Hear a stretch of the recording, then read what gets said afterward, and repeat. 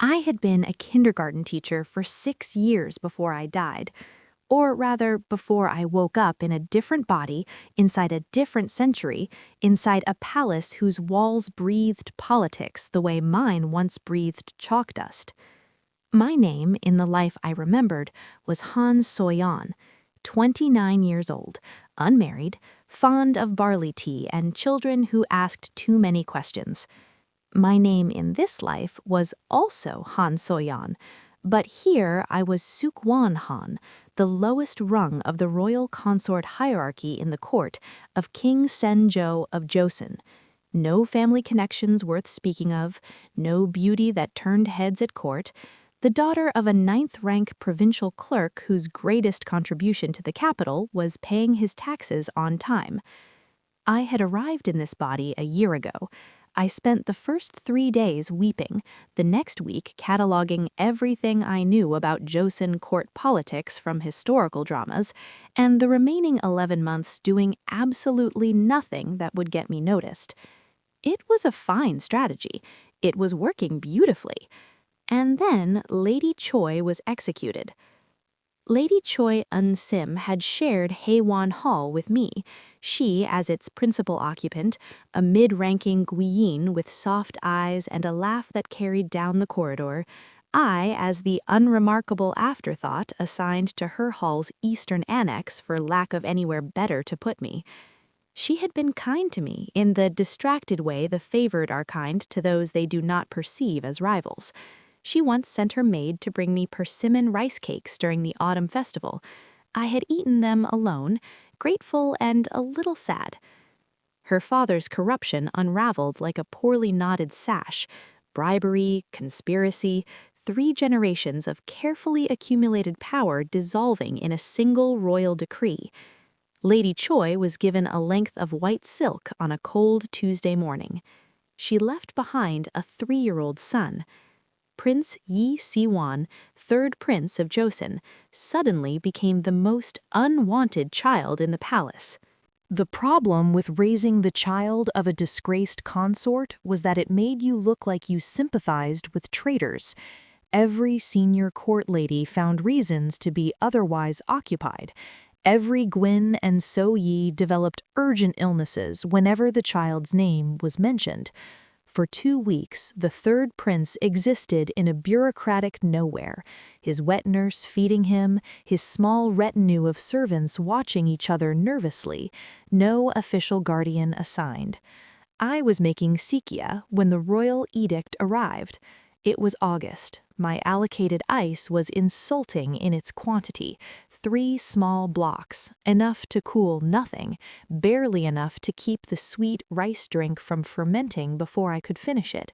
I had woken at dawn to brew it before the heat made it pointless. The Naegwan who read the decree, head eunuch Jo Monsok, was sweating through his robes before he finished the second sentence. He bolted the moment the last word left his mouth. "Congratulations, Sukwan Han. Forgive us. Urgent business at the Royal Secretariat." He was already 3 steps toward the door. I removed the jade ring from my finger and pressed it into his hand. He paused, looked at it, looked at me.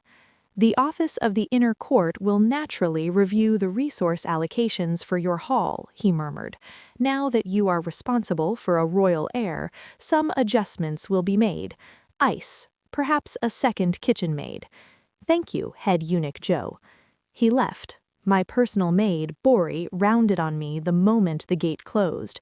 "This is outrageous!" She was 18 and had not yet learned to lower her voice around walls with ears. "You have no rank, no backing, no child of your own. You are being used as a rubbish bin for a prince nobody wants. Agassi, this is—" "Bori," I kept my tone even. "Go inside." She went, furious on my behalf. I turned. In the courtyard, half hidden behind her wet nurse's skirt, was a small boy watching me with enormous dark eyes, 3 years old, round-cheeked, fists pearled at his sides with the practiced caution of a child who had already learned that strangers with power usually meant bad news. I ladled a cup of sikya and crouched down to his level. "I've been brewing this since before sunrise," I said. "It's cold and sweet. Would you like some?" He said nothing. His wet nurse nudged him gently. He stepped forward, not toward the cup, but toward me, and bowed with the careful precision of a child who had been drilled in courtesy since before he could walk properly. "This one greets Sukwon Han." He went very still. He had to be terrified. His mother was dead. He was being handed to a stranger he had never met, and the first thing he did was remember his manners. I breathed in slowly. I have been a teacher for 6 years in one life, I thought, and I know exactly how to handle a child who is holding himself together with both hands. I said, "Your Highness made a pinwheel last week. I heard it had 4 colors and spun all the way from the East Garden to the Lotus Pond. I have never once managed to make a pinwheel that worked. Would you be willing to teach me?" His brow furrowed, cautious, calculating. "Really?" he asked, the word barely above a whisper. "I would be deeply in your debt." Something shifted in his small face. The wariness did not disappear, it was too deeply set for that. But beneath it, something loosened. A child who has been braced for rejection does not know quite what to do when offered respect instead. By the first evening, he let me carry him to bed. By the 3rd day, he was calling me Mama, softly, tentatively, as though the word would be taken from him. I did not correct him. Raising a 3-year-old was not difficult for me. I had done it 300 times. What I had not done was navigate a royal court where every act of kindness was a political statement, and every child was a chess piece. The 3rd prince had no faction behind him, which meant I had no faction behind me, which meant the court ignored us with the benign disinterest of people who consider you harmless. I preferred it that way. This comfortable invisibility lasted until the Chuseok banquet, when Yi Siwon wandered into the rear garden looking for persimmons and found the queen collapsed beneath the old ginkgo tree.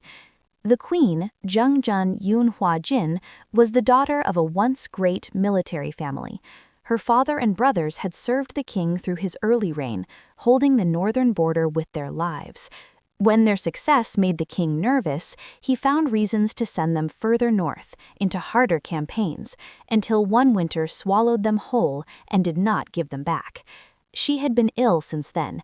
Not visibly, not dramatically, just the kind of ill that settles in a person like cold in stone, a chill that never fully lifts, a heart that beats wrong. The court physicians called it a constitutional weakness. I recognized it as grief that had nowhere left to go. Siwon had run to find the palace guards the moment he saw her fall. His small legs had carried him the length of 3 courtyards before he found someone with authority, and his insistence, 3 years old, stamping his foot, grabbing a guard's sleeve, had brought help in time. The queen recovered, and then everything became complicated.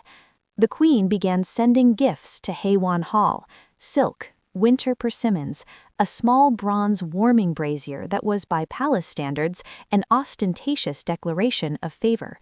The court noticed. The consorts who had avoided my hall as they would a house in mourning began finding excuses to visit. The same women who had refused to look at Yi Siwon started calling him clever, well-mannered, a credit to his upbringing. I served them tea and said very little. The queen, for her part, asked that Yi Siwon be permitted to join the crown prince's study sessions. The king agreed. It was the first time His Majesty had acknowledged the 3rd prince's existence since Lady Choi's execution. And so Yi Siwon began studying alongside Crown Prince Yi Jung-ho, who was 5 years old, somber, and arrived at my gate 3 nights later carrying his own blanket. "Your Highness," I said, looking down at the Crown Prince standing in my doorway at the 2nd hour of the night. "Your chambers are in the Queen's Hall. You have attendants, tutors, and an entire retinue of—" "I know where my chambers are," he said. His voice was perfectly steady, his eyes were not. "I do not wish to sleep there." "And why is that?" He was quiet for a long moment. "Mother doesn't like me in the evenings," he said at last. "She says I look too much like father." I stood back and opened the door wider. He was 5 years old. Whatever complicated grief lived between the queen and the king was not his fault, and he had done nothing to deserve sleeping alone with it. That night I had 2 small princes wedged on either side of me, Siwon asleep within minutes, Jung-ho lying stiff and wakeful until I began telling them a story. The tale of a scholar who tricked the king of the underworld, a story I had invented on the spot because I could not remember any proper Joseon folk tales and needed to improvise. By the time the scholar had escaped for the 3rd time using a stolen ink brush and a very convincing forgery, the crown prince was asleep. The queen knew Jung-ho was visiting my hall. She never said so directly. She was not a woman who said difficult things directly, but one afternoon, walking the rear garden together while Siwon collected fallen leaves for an art project, she paused beside the stone railing and spoke without looking at me. "Jung-ho is bright," she said. "He is extraordinary," I agreed. "He trusts you. He trusts the dark less than he lets on." A pause. "He trusts you," she said again, and this time it meant something different. I waited. "My physicians tell me things," she said quietly. "Things they phrase carefully to avoid frightening me. I am not frightened." She turned to look at me, and her eyes were the clearest I had ever seen them. "When the time comes, do not let Jung-ho be alone." I wanted to tell her that she was being dramatic, that she was 31 years old and would outlive everyone in this palace through sheer force of her own dignity. But she was looking at me with the gaze of a woman who had stopped lying to herself years ago, and I had too much respect for her to offer comfort she had not asked for. "I will not let him be alone," I said. She nodded once, and we did not speak of it again. Gwion Park Sia-moon died on the coldest night of the 11th month. She had given birth 3 weeks earlier, a daughter, Princess Yi Chaeum, born during the first heavy snowfall, and the court astrologers had made much of it, declaring the child auspicious, blessed, a daughter of heaven's own winter. Gwion Park had recovered well from the birth, by all accounts. Too well, some whispered, for a woman who was then found collapsed in her chamber at midnight with no warning and no explanation that satisfied scrutiny. She left behind a 1-month-old daughter. This time, I did not wait for the edict. I went to the queen. "The astrologers have already named her auspicious," I said. "Every senior consort in the palace will be competing for her. Whoever raises her raises influence." I paused. "I would rather it be me." The queen studied me for a long moment. "Why?" "Because I have no interest in the influence," I said. "I just don't want her raised by someone who does." The queen was quiet. Then, "That is either the most honest thing anyone has said to me in this palace, or you are a more accomplished liar than I have credited." "I have 2 small boys in my hall who fight over the last sweet dumpling every morning," I said. "I have no energy left for lies." She almost smiled. 3 days later, Princess Yi Chaeum arrived at Hwan Hall in the arms of a wet nurse, sucking her own fingers with the serene indifference of the very young, wholly unaware of the political storm her existence had already caused. Siwon stood on his toes to look at her. "She's very small," he observed. "You were this small once," I told him. He considered this with deep skepticism. I had managed, through careful effort, to remain beneath the notice of Bin Lim Soha. This was no small achievement. Bin Lim was the king's most favored consort, sharp-featured, composed, possessed of the particular intelligence that comes from spending 20 years treating people as instruments to be played. She had given the king his eldest son, first Prince Yehan, and used that child as leverage with such precision that the court had long since stopped questioning her authority in practical matters. The problem with raising an auspicious princess was that Bin Lim had wanted her. She had been the first to petition the king for Princess Cheum's guardianship. She had brought gifts to every senior court lady. She had maneuvered with such obvious confidence that her victory was treated as a foregone conclusion by the entire palace. And then the decree had come to Hwan Hall instead. Bin Lim began finding fault with my management of palace affairs, which I had been trusted with incrementally as the queen's health declined, a fact that had also not escaped her attention. Improper folding of ceremonial linens, insufficient reverence during morning greetings, the quality of the charcoal I ordered for the outer kitchen. I knelt and accepted her corrections without comment. I was storing them like seeds in winter soil. It was in the cold plum grove beyond the abandoned north courtyard that I found the eldest princess. I had gone there myself, looking for winter plum branches to show Siwon. He had asked, after hearing a poem, what a flower that bloomed in snow looked like, and I had thought it easier to show him than to explain. My maid, Bori, had refused to come past the second gate, citing the court lady's whispers about wandering spirits in the old wing. I had gone alone. Princess Yi Sola was 10 years old, crouching in the frozen mud beside a barely breathing cat, crying with the absolute absence of self-consciousness that belongs only to those who believe no one is watching. I recognized the cat.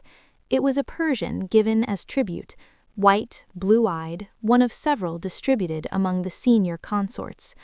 This one had been given to Bin Lim. I crouched beside her. "Your Highness." She startled violently, nearly dropping the cat. Her eyes, red from crying, sharp with intelligence, assessed me in a single sweep.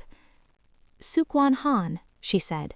Her voice was controlled in a way that 10-year-olds' voices shouldn't be. "That cat is injured," I said. "Mother threw it against the wall." No emotion in the words, just information. I caught it before it could run off to die somewhere. I held out my hands. "May I?" She hesitated. The hesitation told me everything about how often she had offered something carefully and had it taken carelessly. "I can save it. I have a physician I trust. If you allow me to take it to my hall, I will keep it safe until it is well, and you may visit whenever you wish." "Mother will be displeased if she discovers I come to your hall." "Your Highness," I said, "I do not believe Bin Lim's displeasure is the thing you fear most." Something moved across her face, pain swiftly buried. "She told me last week that I am fortunate she keeps me, that another mother might have found me less worthwhile to maintain." She looked at the cat in her arms. I did not understand her meaning until after. I was still for a moment. Then I said, "Give me the cat, Your Highness, and come to my hall whenever you need to." The cat, whom Siwon named Hanunim after the sky god, because the cat had blue eyes and an imperious manner, recovered within a fortnight. Sayola began visiting quietly, entering through the servants' gate, always checking over her shoulder. She was formal at first, stiff with Siwon and wary of the crown prince. But children are drawn to each other across artificial distances, and within a month the three of them were sitting cross-legged on my floor while I told them stories after dark, Jung-ho translating the difficult words for Siwon, Sayola correcting them both with the pedantic confidence of an eldest sibling born to it. I watched her unfurl by inches and thought, whoever her real mother was, she gave this child her spine. Then the visits stopped. Then Jung-ho mentioned in a whisper that he had seen bruises on Sayola's wrists. And then, on the last night of the year, her maid came to my gate with a message. The princess wanted to meet me in the winter garden, alone. I should have been more careful. I had been trained in a previous life to notice when children were being used as bait. But it was Sayola, and she had bruises on her wrists, and I was not careful. The pond was frozen at the edges and dark at the center. I saw Seyola in the water before I understood what I was seeing. Her arms moving, her mouth open. The sound she was making, not a scream, but something smaller and more terrible. The sound of someone who has already stopped believing anyone will come. I did not think. I went in. The cold was absolute. The kind of cold that doesn't feel like cold at first, just like an ending. I got my arms under hers and hauled us both toward the bank, my boots filling with water, my robes pulling like a hand at my ankle. I got her to the edge. I got us both out.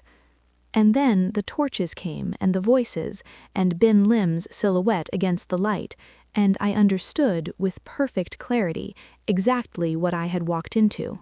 I knelt in Bin Lim's hall in wet robes while she wept with spectacular conviction. "Your Majesty," her voice broke on cue, "you have seen it yourself. Seok-won Han pushed my daughter into the water. The witnesses will confirm it. She has always resented my Seola. She wanted the princess for herself, and when she could not have her... Enough!" The queen's voice from the doorway. She should not have been here. She had been confined to her chambers for a week, her physicians wringing their hands, and she had come anyway, attended only by 2 ladies, her face the color of winter paper. She was also, somehow, the most commanding person in the room. "Seola has not yet spoken," she said. Bin Lim's composure flickered. "The child is traumatized. She is 10 years old and she is conscious." The queen turned to where Seola lay on the bed, a physician beside her, her eyes open and very still. "Your Highness, what happened tonight?" Seola lay unmoving for a long moment.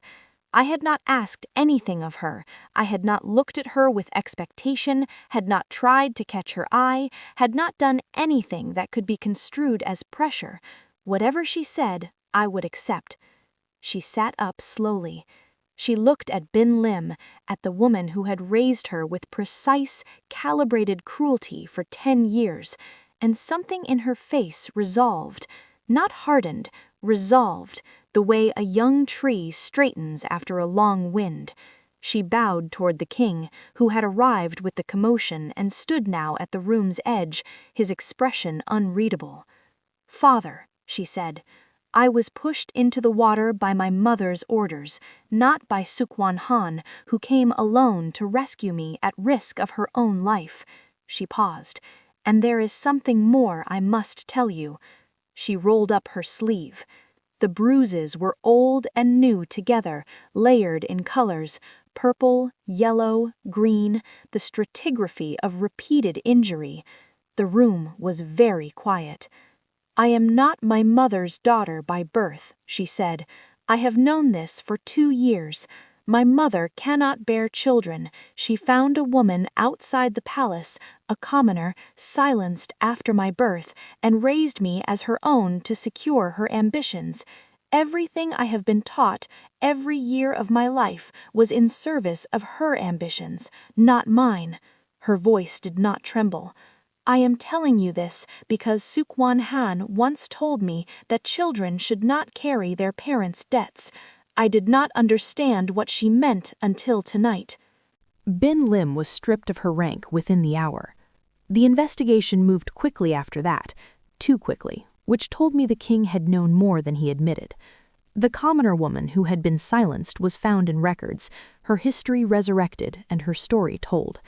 The conspiracy unraveled neatly, as conspiracies do when someone finally decides to speak plainly. I was in no condition to witness most of it. The cold had done its work, and I woke 3 days later in my own bed with a fever and 3 worried children arranged at its foot like a small court of anxious petitioners. Siwon was holding Hanunim the cat and glaring at the door as though he intended to bite anyone who came through it without permission. Jung-ho was reading, or pretending to read, a text on classical governance with the fixed concentration of a child trying very hard not to cry. Cheum, 8 months old, was asleep in a basket beside the brazier, completely indifferent to the drama surrounding her. Seola sat closest to me. When my eyes opened, she looked up. Her face was very controlled. Her hands were twisting in her lap. "You came back," she said. "I told you I would take care of Hanunim until he was well," I said. "He is not well yet." She stared at me for a moment. Then she pressed her face into her hands and made a sound that was trying not to be a sob. I sat up, slowly, painfully, and put my arm around her. "You were very brave," I said. "I was frightened," she said, voice muffled. "Those are not opposites." The king came to Hwan Hall 2 days later. I received him in the main room, Bori watching from the corner with undisguised suspicion, as though he expected him to bring additional burdens. She was not wrong to suspect. "You have 4 children in this hall," he said. "3, Your Majesty. The infant has a wet nurse and requires minimal intervention." He looked at me for a long moment. I held his gaze steadily. I had been doing that lately, holding the gazes of powerful men, and I was no longer sure when I had stopped finding it frightening. "You have more sense than most of my court," he said. "I have less at stake than most of your court," I said. "It makes sense easier." He left. I was promoted to Soyeon Han within the week, along with an allocation of ice that was, for the first time, genuinely sufficient for summer. The queen was dying. She managed it with the same dignity she brought to everything. No dramatics, no clinging, only a deepening stillness that made the halls feel quieter when she walked through them. She had begun giving me more of the inner court's practical management, small portions at first and then larger ones, trusting me with decisions and showing me the labyrinthine logic of palace administration. I did not want this. I said so once. "What you want is irrelevant," she said, not unkindly. "What Jung-ho needs is someone who already knows the mechanisms when the time comes." She was right. She was almost always right. In the 2nd month of spring, the king held a birthday banquet for her, a gesture that surprised the court, who had grown accustomed to reading his priorities by where he slept. He gave the banquet's organization to Gween Oh Jin-young, who had replaced Bin Lim as the court's most politically active consort, and who accepted the honor with visible satisfaction. I did not understand why he gave it to Oh Jin-young. I understood on the night of the banquet. The assassin came dressed as a lower-ranking eunuch, close enough to invisible in a crowd that had already stopped seeing eunuchs as individuals. He had moved through the celebration unstopped, unremarkable, and he had a knife that found its way out of his sleeve during the 3rd musical performance. He was not aiming at the queen. She stepped in front of the king anyway. I saw it happen. I was close. I had been keeping Hwan and Jung-ho at the edge of the pavilion because Hwan was prone to wandering, and I saw the moment she chose, and I saw her face as she chose it, and there was nothing in it that looked like surprise. She had known something like this might come. She had prepared herself. That did not make it bearable. I reached her before the physicians did, pressing my hands against the wound, calling for help in a voice I did not recognize as mine, and she lay in my lap with her eyes still open and her breathing shallow and said, in a voice so quiet I had to lean close to hear, "Don't let him grieve alone. He does not know how." "Don't tell me about him," I said. Tears were dropping from my face onto hers. "Don't go." "I have been so tired," she said softly, "for such a long time." "Then rest," I said, "but not yet, please, not yet." She smiled. She did not comply. The king reached her moments after. He knelt on the bloodied stone and touched her face with both hands and made a sound that a king should not make in front of his court. The raw, torn sound of a man who has just understood, too late, the dimensions of what he has lost. I stood. I looked at him. He looked at me. "This banquet was a trap," I said. "You used her birthday to flush out the faction that wanted you dead." "Soyeon Han, you knew there was an assassin. You let the banquet proceed anyway." My voice was very even. "You used her." "I did not know she would—" She always would, I said. Anyone who knew her knew that. You knew her best of all. He had nothing to say to this. I walked away from him. The court watched in appalled silence as I left the pavilion, the most powerful man in Joseon standing in my wake with blood on his hands and nothing to show for it. I did not speak to the king for 6 months. This was not policy. It was not strategy. It was simply that every time I saw his face, I saw her dying in my lap, and I was not composed enough yet to be useful to anyone in those moments. He seemed to understand this in his way. He did not send for me. He did not punish my silence. He sent gifts to Hwan Hall regularly: silk, books, a carved wooden set of baduk pieces that Jung-ho immediately claimed and accepted their return, unopened, without comment. Jung-ho was 8 now, Siwon was 6, Seola was 11 and had quietly and efficiently taken over management of Hwan Hall's daily operations in the way that eldest children sometimes do when adults around them are faltering. Chaeyoom was learning to walk, which meant everyone in the hall spent significant time preventing her from falling into things. I told them stories at night. We finished Chunyoung-jeon and started Hungbu-jeon, and then Jung-ho asked for something longer, more complicated, and I adapted, badly and probably incorrectly, a story about a monk, a pilgrim, and a monkey who would not be tamed, weaving it from the fragments I remembered from a Chinese novel I had read in another life. The monkey became Siwon's particular favorite. Did he ever stop being a prisoner? Siwon asked one night, somewhere around chapter 6. He was 6 years old and had a gift for asking the questions that mattered. Eventually, I said, but it took a very long journey. Was it worth it? I thought about this seriously, the way he deserved.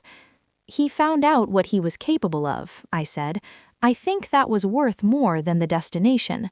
He appeared to accept this.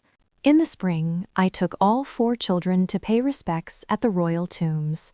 I had not intended to find anyone there, but in the shadow of the old keeper's shed, half hidden beneath an overgrown stand of bamboo, was a boy. He was perhaps 10 or 11, which would have made him older than Seola. His court robes, once fine, now threadbare and wrong-sized, marked him as royal. His face marked him as someone who had not eaten properly in a long time. I asked the tombkeeper who he was. The keeper looked at his feet. "First Prince Yehan," he said at last. After his mother, after Bin Lim was removed, some said by royal decree that he was to remain here. We have given him food when we could. We did not know if we were permitted. I looked at the boy in the bamboo. He was watching us with Siwon's eyes, the same particular watchfulness of children who have learned that adults bearing attention usually mean danger. Bin Lim had tried to frame me for murder. She had beaten her own ward. She had conspired against the queen. Yehan had done none of these things. He was 11 years old, and he was hungry, and he was here because of what his mother had done, and I had stood in this very hall not 2 years ago and told 4 children that the debts of parents should not be collected from their children. Jung-ho pulled gently at my sleeve. "Mother," he said, he had started calling me that somewhere in the past year, quietly, in private, and I had not corrected him either. "He's cold." "I know," I said. "His mother and your mother were enemies." "I know." "But he's cold," Jung-ho said again. His voice was steady with a 10-year-old's absolute moral clarity. I looked at him for a moment, this child who would one day be king, who had grown up in my hall eating sweet rice and learning the story of a pilgrim monk and arguing with his younger brother over the last dumpling, and I thought, whatever I am doing, I am not doing it wrong. "First Prince?" I called. The boy in the bamboo went very still. "Would you like to come home?" Yehan did not speak for the first 2 months. He ate, he slept, he followed Siwon around with careful attention as though mapping the rules of a new country. He did not laugh, he barely smiled. Siwon, who had himself been handed to a stranger at 3 years old and knew exactly what it felt like to hold yourself very still and wait for the worst, did not push him. He simply existed nearby, loudly, cheerfully, with absolute consistency, until the day Yehan reached out and caught a baduk piece that Siwon had knocked off the table and handed it back without comment, and Siwon grinned at him like he had given him a gift. That evening, Yehan ate a second bowl of rice without asking permission. I pretended not to notice. Within a year, he called me mother. Within 2, he was translating classical texts alongside Jung-ho, the two of them arguing over scholarly interpretations with the passionate irritation of people who fundamentally agree and refuse to admit it. Haewon Hall had become what could only be called a dynasty of strays. I was not displeased. 8 years passed. Siwon grew into a young man with his mother's dark eyes and none of his mother's tragedy. Easy-tempered, inclined toward architecture, prone to explaining the structural properties of things to anyone who would listen. He found a girl he loved, the daughter of a master craftsman, and I arranged their marriage with the king's reluctant approval and considerable personal satisfaction. Seo married at 20, a scholar, younger son of a minor family, chosen entirely by herself. She arrived at my hall the morning after her first meeting with him and said, with characteristic directness, "He can keep up with my conversation. I have decided to marry him." I said this seemed like a reasonable criterion. She said she knew. She had learned it from watching me.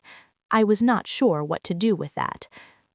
Jung-ho became, by 20, a crown prince in the truest sense, disciplined, thoughtful, politically astute in the way that comes from having grown up around actual court machinations rather than theories about them. The king watched him in the way of a man measuring the distance between what he has built and what will outlast him. Cheum was still in Haewon Hall at 16, which was later than was customary, but she had made it clear she was in no hurry, and I had made it clear I was in no hurry on her behalf, and the king had, apparently, made his peace with this. Yehan had established his own residence at 18, but came to my hall every week without exception, arriving at the side gate at exactly the dinner hour with gifts of fruit or rice wine, and the expression of a man who has found something he intends to keep finding. I was, for the first time in my 2 lives, genuinely at peace. And then Gween-oh Jin-young walked out of the cold palace. She had been in the cold palace for 8 years. 8 years for her role in the queen's assassination. She had organized the banquet that night, known the assassin's plan, and said nothing. The court had argued for execution. The king had sentenced her to the cold palace instead and refused to explain his reasoning, and I had spent 8 years not thinking about it very hard because thinking about it made me feel the cold stone under my knees the night the queen died in my arms. She was 40 now. 8 years of deprivation had not diminished her. If anything, she moved with a new stillness, the particular composure of someone who has had a very long time to become only the essential version of themselves. She was more dangerous now than she had ever been at the height of her favor. I understood that the moment I saw her face. The king restored her rank within a fortnight. Her name was changed, her family connections rewritten through the Grand Tutor's household, her past smoothed over with the practiced ease of a court that had long since learned not to ask questions the king did not want answered. I did not understand why he would do this. I understood when I saw her watching Yehan. It began subtly, the way Oh Jin-young did everything. She positioned herself along the routes he walked when visiting the palace. Today, a gift left at the gate of his residence, fine inkstones, a scholar's luxury. Tomorrow, a message delivered through a mutual attendant, asking after his studies with the warmth of a woman who had always admired his intelligence. The week after, an invitation to dine, phrased as though declining would be ungracious. She was not claiming him, she was cultivating him. I watched this the way you watch a spider work, with a kind of reluctant professional admiration for the craft and a very clear understanding of what the web was for. She had no son, no biological heir, no faction of her own after 8 years in the cold palace. What she had was intelligence, restored rank, and the king's inexplicable favor.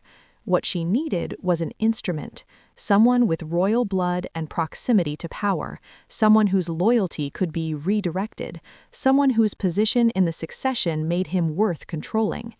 Yehan was the eldest prince, raised in Hwan Hall close to the crown prince, trusted by the court, beloved by the people who knew him. He was exactly what she needed, and he was, despite everything I had taught him, too gentle for what she was. The day Yehan came to my hall for dinner and mentioned Oh Jin Young's name for the 3rd time in a single conversation, I set down my chalksticks. "She is very accomplished," he was saying, helping himself to a second bowl of rice with the ease of a man entirely at home. "Her understanding of classical governance is remarkable for someone who spent 8 years. Yehan." He looked up. "What does she want from you?" I asked. He blinked. "What do you mean? She has been placing herself in your path since the week she left the cold palace," I said. "She sends gifts calibrated exactly to your specific interests. She asks questions that make you feel understood. She has not done a single thing in 8 years that was not strategic, and she has not started now." He was quiet for a moment. Not offended, he knew me well enough for that, but genuinely considering. "You think she is using me?" he said. "I think she is investing in you," I said, "which is worse. Investment implies an expected return." "What return?" I looked at him, this young man I had pulled from the shadow of bamboo at a tomb when he was 11 years old and starving, who had learned to ask for second helpings and argue about poetry and fall asleep reading, who called me mother in the easy, unthinking way of someone who had never once doubted the word, and I felt the specific fear of a person watching something they love standing at the edge of something they cannot fully see. "Jung-ho's throne," I said quietly. The room went very still. "She has no son," I continued. "She has no faction. But if she controls the eldest prince, if she can turn you against your brother, she becomes relevant again. She becomes power again." I paused. "She is not your friend, Han. She is a woman who has identified exactly what you are worth to her ambitions and is acting accordingly." He set his chopsticks down carefully. His face was doing the thing it did when he was working through something that hurt. Very still, very controlled. The face of a boy who learned early that visible pain invites cruelty. "I will be more careful," he said at last. "More than careful," I said. "Stay away from her." He nodded. I believed him. I should not have believed him quite so completely. The king summoned Yehan to his private chambers 6 weeks later. I did not know what was said in that room. I knew only the result. Yehan left the palace that evening with the expression of a man who has been handed something he cannot put down and cannot carry. He did not come to my hall that night. He did not send word. 3 days later, a royal decree arrived at his residence. By the king's order, Yehan was to accept Oh Jin Young's patronage formally. He was to dine in her palace. He was to be seen with her publicly. The decree cited her lack of a male heir and the king's wish that she not be without family support in her remaining years in the palace. It was framed as filial generosity. It was framed that way for someone who didn't know the king. I went to the king immediately. He was reviewing memorials when I arrived, which meant he had been told I was coming and had arranged himself to look occupied. I stood before him and waited until he looked up. "You are using him as bait," I said. He set down his brush. She is still in contact with the remnants of her old faction, I said. You know it. You released her knowing she would move, and now you have put Yehan in her path deliberately so she will move through him, so you can watch who responds, so you can see the whole network illuminate itself. I stopped. He does not know this. The king looked at me for a long moment. You are very perceptive, he said. You are using my son, I said. The word came out without decision. He trusts you. He will comply with that decree because you are the king and he was raised to honor that. And you are going to let her get close enough to corrupt him because it serves your purposes. It serves the crown prince, the king said. If her network is not exposed, don't, I said. Don't tell me it's for Jung-ho. Jung-ho would not want this. He was quiet. How long? I asked. He did not answer. I left. What happened in the months that followed, I watched from a distance that grew wider each week. Yehan complied with the decree. He dined in Oh Jin-young's palace. He was seen with her in the gardens, in the formal reception halls, at the ceremonies where appearance mattered. He never came to my hall during this period, not once. I did not know if this was Oh Jin-young's instruction, the king's condition, or his own shame at being unable to refuse what was being asked of him. I saw him once at a court banquet held in Oh Jin-young's honor. He was seated near her, his posture correct, his face composed into something that looked like serenity from across the room and looked like nothing at all up close, the expression of a person who has had to become very small in order to survive a space they cannot leave. The warmth was gone from his eyes, not hidden, gone. When the banquet broke for an intermission, I rose from my seat and moved toward him. He saw me coming. Something crossed his face, relief and anguish in such rapid succession I almost missed both. Oh Jin-young, seated beside him, saw me too. She did not move, she simply watched with the composure of a woman who has already calculated every variable and found the results satisfactory. She was not threatened by me. That was the most frightening thing about her expression.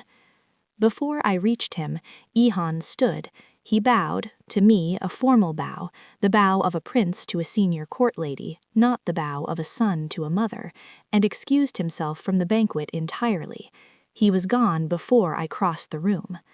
That night, back in Hwan Hall, with Chaeyoom already asleep and the candle burning low, I sat with the specific dread of someone who can see the shape of a disaster but cannot reach it in time. I sent a message to his residence. He did not reply. I sent Bori the next morning to check on him in person. She came back pale. His Highness, she said carefully, has not been seen since last night's banquet. I found out the truth from the king himself, not because he chose to tell me, but because I walked into his chambers at dawn without announcement and stood there until he spoke. Yehan had discovered it 3 days before the banquet. How, the king did not say. Perhaps a document left too accessible, perhaps a servant who spoke too freely, perhaps simply the accumulated logic of everything he had observed over months. He had understood, suddenly and completely, that he had been placed in Oh Jin-young's path deliberately, that his compliance with the decree was not the king's concern for her comfort, but a trap the king had built around her, using him as the foundation. He had attended the banquet anyway, because what else do you do when you understand you are already inside the mechanism, and withdrawal would collapse the whole construction? He had smiled, he had been gracious, he had sat beside Oh Jin-young and performed exactly what was required of him. And then he had gone home, and he had taken poison. I reached his residence before dawn. He was alive, barely, uncertainly, the physician's face arranged in the careful neutrality of someone delivering news they do not want to deliver. His Highness took poison too late into the night, the physician said quietly. His life is preserved. Whether he wakes depends entirely on his will to do so. A pause. His will to do so appears to be very low. Oh Jin-young arrived shortly after me. She stood at the doorway of the chamber and looked at the young man lying motionless on the sleeping mat, and I watched something move across her face that I had not expected. Not grief exactly, because I did not think she was capable of grief in the ordinary sense, but something close to it. The expression of a person who has achieved exactly what they planned and found the achievement empty. She had wanted him as an instrument. She had not planned for him to matter. I turned away from her. I sat beside him. I put my hand on his, and I said nothing because there was nothing to say that was adequate to what had been done to him. The king arrived last. He stood at the room's edge in the early morning light and looked at what his calculation had produced. A young man who had survived abandonment and cruelty and 8 years of patient, loving reconstruction, brought back to the edge of survival by the one person whose authority he could not refuse. He looked at me. I looked back at him. "Your Majesty," I said, very quietly, "get out of this room." He went. Oh Jin-young lingered in the doorway a moment longer. "I did not intend," she began. "I know what you intended," I said. I did not look up from Yehan's face. "You intended to use him. You did not intend for it to matter to you that you were doing it. That is not the same as not intending harm." She was silent. "The king will move against you within the week. He has what he needed. Your network is exposed. Whatever you thought you were building these past months is already dismantled." I paused. "You should spend whatever time remains thinking about whether any of it was worth this." I heard her leave. I did not watch her go. I brought Yehan back to Hwan Hall. He lay in the room with the best morning light, and I sat with him in the evenings and told him stories the way I had when he was 11 years old, thin and silent in the bamboo at the tomb, learning whether it was safe to need something. The pilgrim monk, the monkey who would not be tamed, the 81 trials, and the question that waited at the end of all of them. Was it worth the journey? Was any of it worth the journey? The others came. Jung-ho, now 20, crown prince in title and in fact, came every evening, sitting on the floor beside the bed, reading aloud from classical texts in the low, steady voice of someone who refuses to accept that silence is the only available answer. Siwon came with architectural drawings and described them in careful detail, filling the room with the texture of an ordinary world that was still there, still waiting, still worth returning to. Seola came and sat without speaking, which was its own kind of eloquence. Chayam, at 16, held his hand and sang to him, badly and earnestly, the songs I had taught her in the years when Hwan Hall was loud with children and I had not yet understood how finite that loudness was. Oh Jin-young's network collapsed exactly as I had said it would. The king moved swiftly once the pieces were in place. Arrests, trials, the quiet machinery of royal justice grinding through the names she had accumulated over 8 years of cold palace scheming. She was stripped of rank again. This time there would be no return. She accepted the final verdict with the composure of a woman who had calculated every possible outcome and was not surprised by this one. I did not go to watch. The king came to Hwan Hall once, 3 weeks after everything concluded. He stood in the outer courtyard and did not ask to enter. I came to the gate, and we looked at each other across the threshold. "He will wake," the king said. I did not know if it was prediction or plea. "Go away," I said. He went. I returned to the room with the morning light and took my place beside Yehan and picked up the story where I had left it. In the 7th year of Jung-ho's reign, he had ascended smoothly, the king having died quietly in his sleep 2 years prior, leaving behind a kingdom stable enough to transfer and a legacy complicated enough to fill libraries. On the evening of my birthday, Hwan Hall was full. Jung-ho himself was there, 27 and carrying his authority the way he carried everything, lightly, without display. Siwon had brought his wife and their daughter, who was 4 years old and had already identified Hanunim, the ancient white cat, as her primary interest in the room. Seola had come from the eastern city with her husband and their 2 children. Cheam was there with the 7th-rank civil official she had married against all protocol and with my complete support, because she had looked at him the way a person looks at something they are certain about. The cat, Hanunim, occupied the best cushion with the divine entitlement of something that has outlived all reasonable expectation and intends to continue. I was in the middle of the last chapter. The pilgrim had reached the west, the scriptures were obtained.